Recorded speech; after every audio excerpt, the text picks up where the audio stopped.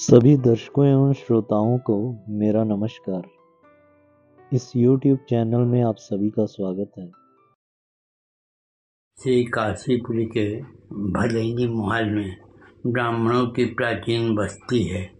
इसमें कृत कौशिक गोत्रीय मिश्र घराना अत्यंत प्रतिष्ठित है, जिसमें एक से एक बड़े विद्वान होते चले आए हैं।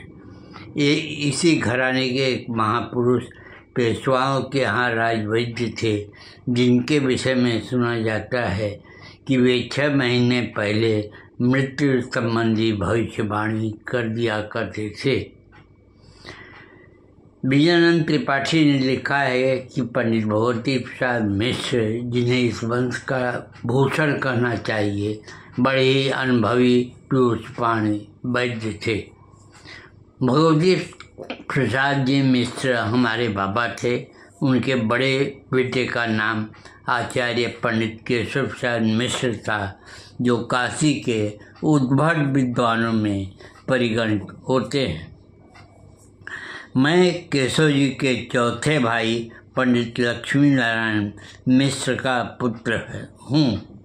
उस समय के विद्वानों में या परिवार में विशेष रूप से आर्थिक संग्रह करने की प्रवृत्ति न थी। हमारे परिवार वालों ने भी अपना सर्वस्व जीवन परोपकार में व्यतीत कर दिया। बचपन में ही मेरे पिताजी 5 भाई थे, कोई नहीं रहा, तो मेरा बाल्यावस्था बड़े ही गरीबी की अवस्था में व्यतीत हुआ है। मैंने हाई स्कूल प्राइवेट परीक्षा से पास की, इंटर भी प्राइवेट ही रहा। बीए में एक हमारी पड़ोसी थी भाभी, शीला भाभी, उन्होंने एडमिशन कराया।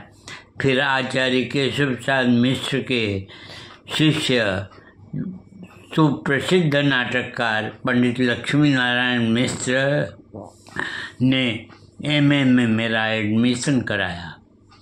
एमए में डॉक्टर विजयपाल सिंह से ने कहा कि काशी हिंदू विश्वविद्यालय में मेरा एडमिशन कराया।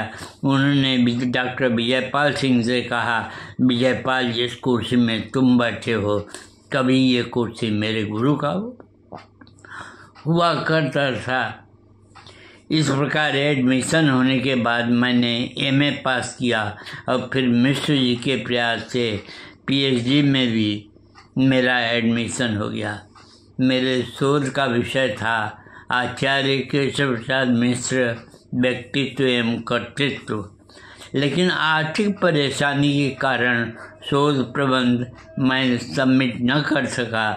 फिर भी उनके शिष्य नाटककार लक्ष्मी नारायण मिश्र जी, आचार्य विश्वनाथ प्रसाद मिश्र, आचार्य हजारी प्रसाद द्विवेदी आदि की प्रेरणा से मैंने केशव जी के विषय में जानकारी प्राप्त करनी शुरू कर दी। इस प्रकार हमने केशव जी के तमाम साहित्यों को तरह तरह से इकट्ठा किया। डॉक्टर शिवमंगल सिंह सुमन, सरस्वती पत्रिका के संपादक पंडित श्री नारायण चतुर्वेदी, पंत आदि तमाम साहित्यकारों से, डॉक्टर राम कुमार वर्मा आदि से मिला और केशव जी के विषय में जगह जगह से उनकी सामग्री को इकट्ठा करना प्रारंभ कर दिया। आज मेरे पास तमाम साहित्य है। फिर हमारी रुचि देश की दुर्व्यवस्था को देखकर कुछ व्यंग, कुछ यथार्थ और कुछ इस तरह की कविता लिखने की प्रवृत्ति पैदा हुई और मैंने कविता लिखना शुरू कर दिया। किस सन में? ये सन यही करीब 71-72 से हमने कविता लिखना शुरू कर लिया। प्रारंभिक कविता मेरी एक 4 पंक्ति की थी। फूंक फूंक कर चलता मार्ग पर, किंतु प्रकट यह नहीं करता है, यदि शक्ति नहीं चीज़ी में, फिर भी हाथी उससे डरता है।